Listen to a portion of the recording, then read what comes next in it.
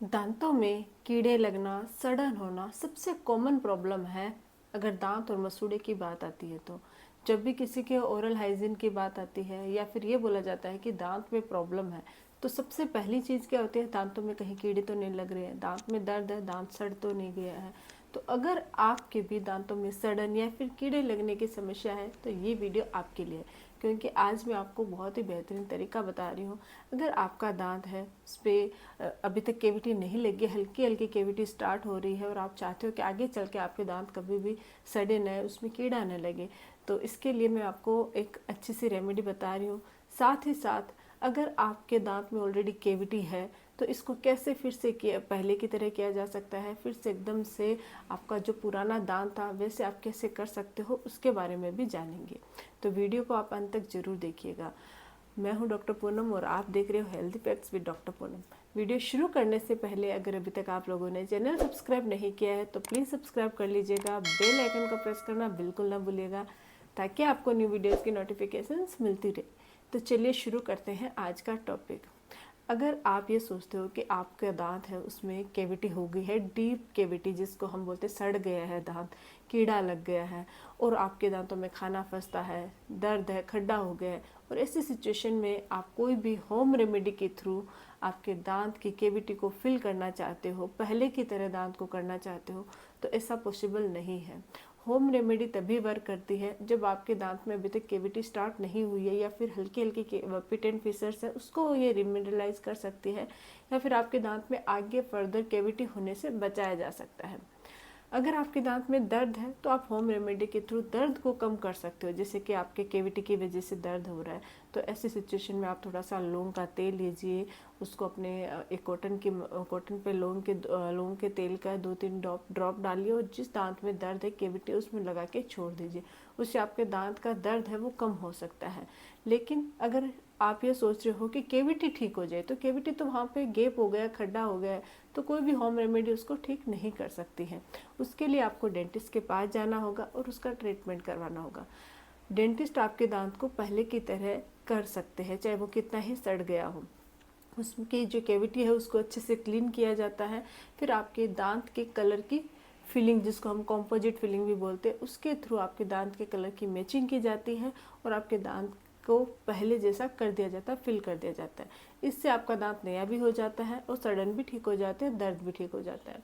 लेकिन अगर आप ये सोचते हो कि दांत की सड़न है वो घर पे ठीक करे, तो ऐसा पॉसिबल नहीं है।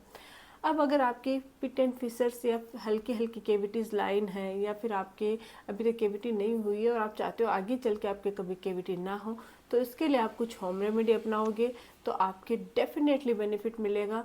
और मैं आपको कुछ चीज़ें फॉलो करने के लिए बोल रही हूँ, अगर आप वो करते हो तो आपको आगे चल के कभी दांतों में सड़न या कैविटी नहीं होगी।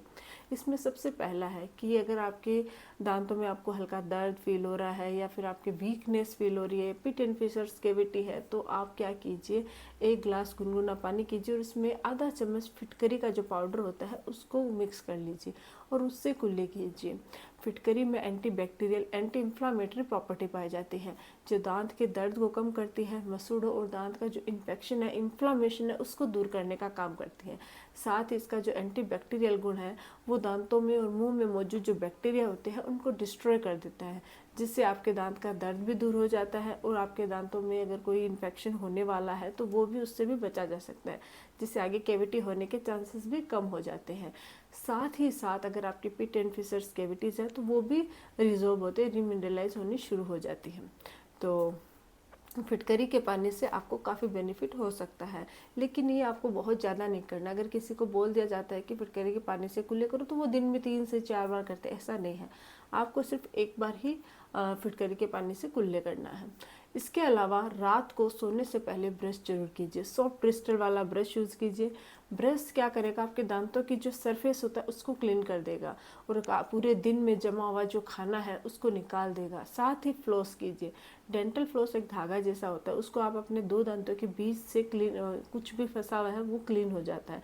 तो सोने से पहले ब्रश के साथ फ्लॉस कीजिए, रेगुलर बेसिस पे यह हैबिट डाल लीजिए। आपके दांतों में कभी कैविटी नहीं लगेगी, ना आपका दांत कभी सड़ेगा, ना आपके दांतों में कोई इन्फेक्शन होगा और टाटर भी जमा नहीं होगा। तो रात को सोने से पहले ब्रश एंड फ्लॉस। साथ ही जब भी आप कुछ खाना खाते हो, कोई भी चीज़ खाते हो, तुरंत कुल्ला कीजिए। अगर आप घर में हो तो ब्रश कर सकते हो, बाहर हो तो तुरंत कुल्ला कीजिए ताकि दांत पे कुछ भी चिपका हुआ न रहे। अगर खाना चिपका हुआ रहेगा तो आपके दांतों में कैविटी होने के चांसेस बढ़ जाते हैं। एक एप्पल रोज़ खाइए। एप्पल खाने से भी आपके दांतों की जो कैविटी होती है वो रीमिनरलाइज हो जाती है।